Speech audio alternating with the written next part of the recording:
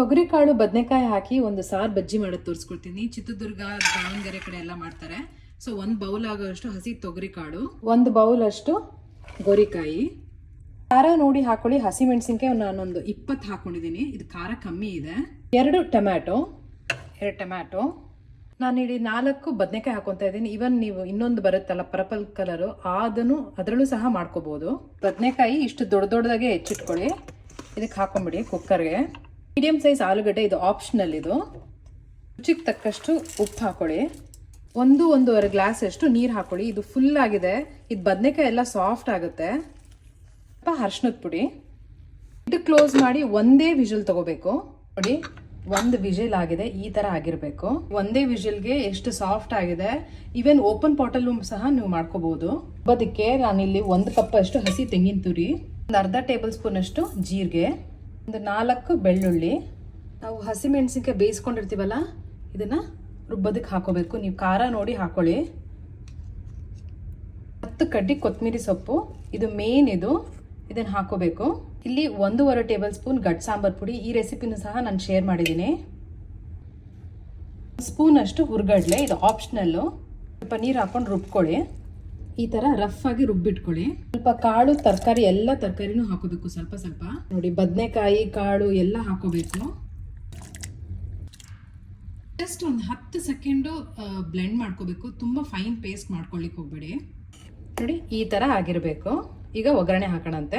ಪಾತ್ರೆಗೆ ಸ್ವಲ್ಪ ಎಣ್ಣೆ ಹಾಕೊಂಡಿದ್ದೀನಿ. ಸ್ವಲ್ಪ ಸಾಸಿವೆ, ಕರಿಬೇವಿನ ಸೊಪ್ಪು, 2 ಬೆಳ್ಳುಳ್ಳಿ, 1 ಹಿಡಿ ಆಗುವಷ್ಟು ಕಡಲೆಬೇಳೆ ಹಾಕೊಳ್ಳಿ. ರುಚಿ ಚೆನ್ನಾಗಿ ಕೊಡುತ್ತೆ ಮಧ್ಯ ಸಿಕ್ಕಿದ್ರೆ. ಇದು ದೊಡ್ಡ ಸೈಜ್ ಈರುಳ್ಳಿ, ಈ ಥರನೇ ಹೆಚ್ಕೊಳ್ಳಿ, ದೊಡ್ಡದಾಗೇ ಇರಲಿ.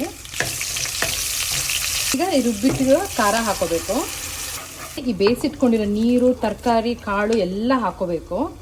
ಎಲ್ಲವನ್ನು ಹಾಕೊಳ್ಳಿ. ಈ ಥರ ಕನ್ಸಿಸ್ಟೆನ್ಸಿ ನೋಡಿಕೊಂಡು ನೀರನ್ನ ಆ್ಯಡ್ ಮಾಡಬೇಕು. ನಾನು ಇಲ್ಲಿ ಬಿಸಿನೀರು ಹಾಕೊತಾ ಇದ್ದೀನಿ. ನೀರನ್ನ ಆ್ಯಡ್ ಮಾಡಬೇಕು. ಸಾರು ಅಡ್ಜಸ್ಟ್ ಮಾಡ್ಕೊಳ್ಳಿ.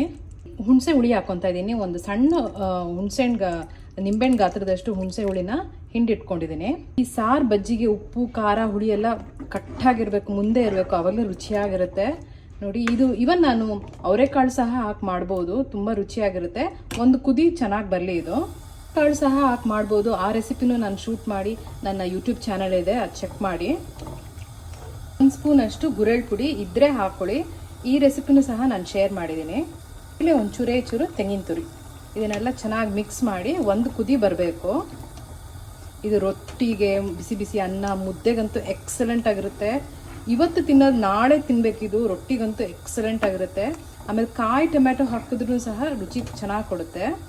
ಉಪ್ಪು ಸ್ವಲ್ಪ ಕಮ್ಮಿ ಆಗಿದೆ. ನಾನು ಫಸ್ಟಿಗೆ ಉಪ್ಪು ಹಾಕಿದ್ದೆ ಬೇಯುವಾಗ. ಇವಾಗ ಉಪ್ಪು ಅಡ್ಜಸ್ಟ್ ಮಾಡ್ತಾ ಇದ್ದೀನಿ. ಈ ನೊರೆ ಎಲ್ಲ ಬರುತ್ತಲ್ಲ, ಇದೆಲ್ಲ ಹೋಗಬೇಕು. ಅಲ್ಲಿ ತನಕ ಚೆನ್ನಾಗಿ 4 ಸೈಡು ಕುದಿಸ್ಕೋಬೇಕು. ನೋಡಿ, ಎಷ್ಟು ಚೆನ್ನಾಗಿರುತ್ತೆ ಗೊತ್ತಾ. ಮುದ್ದೆಗಂತೂ ಎಕ್ಸಲೆಂಟ್ ಆಗಿರುತ್ತೆ. ಇದೇ ಫ್ಲೇಮ್ನ ಆಫ್ ಮಾಡಿಬಿಡಿ. ಇವಾಗ ಆಯಿತು. ದಾವಣಗೆರೆ, ಚಿತ್ರದುರ್ಗ ಕಡೆ ಸೈಡ್ ಮಾಡುವಂಥ ಸಾರು ಬಜ್ಜಿ. ಇದು ತೊಗರಿ ಕಾಳು, ಬದನೆಕಾಯಿ, ಆಲೂಗಡ್ಡೆ, ಜವಳಿಕಾಯಿ ಹಾಕಿ ಮಾಡಿರೋಂಥ ಸಾರು ಬಜ್ಜಿ. ಇದಕ್ಕೆ ಬಿಸಿ ಬಿಸಿ ರಾಗಿ ಮುದ್ದೆ, ಅನ್ನ, ಜೋಳದ ರೊಟ್ಟಿ, ರಾಗಿ ರೊಟ್ಟಿ, ಇವತ್ತಿಗಿಂತ ನಾಳೆ ಈ ಸಾರು ತುಂಬ ರುಚಿಯಾಗಿರುತ್ತೆ. ಟ್ರೈ ಮಾಡಿ. Simple recipe.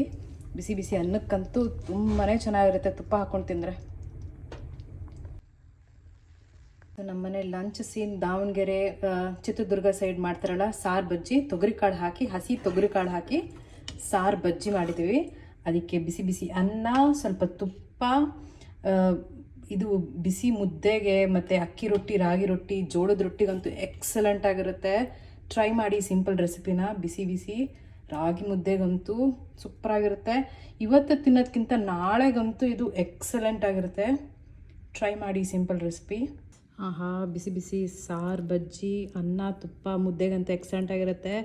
ನಮ್ಮ ಊರಜ್ಜಿ ಸಾರು ರೆಸಿಪಿ ಇದು. ಗಟ್ ಸಾಂಬಾರು ಪುಡಿ ಹಾಕಿ ಸ್ಪೈಸಿಯಾಗಿ ಕಟ್ಟಾಗಿರ್ಬೇಕಿದು. ಉಪ್ಪು, ಖಾರ, ಹುಳಿ ಎಲ್ಲ. ತೊಗರಿಕಾಳು, ಹಸಿ ತೊಗರಿಕಾಳು ಇಲ್ಲಿ ಸಿಕ್ಕಿತ್ತು, ಮಾಡಿದ್ದೀನಿ. ಟ್ರೈ ಮಾಡಿ.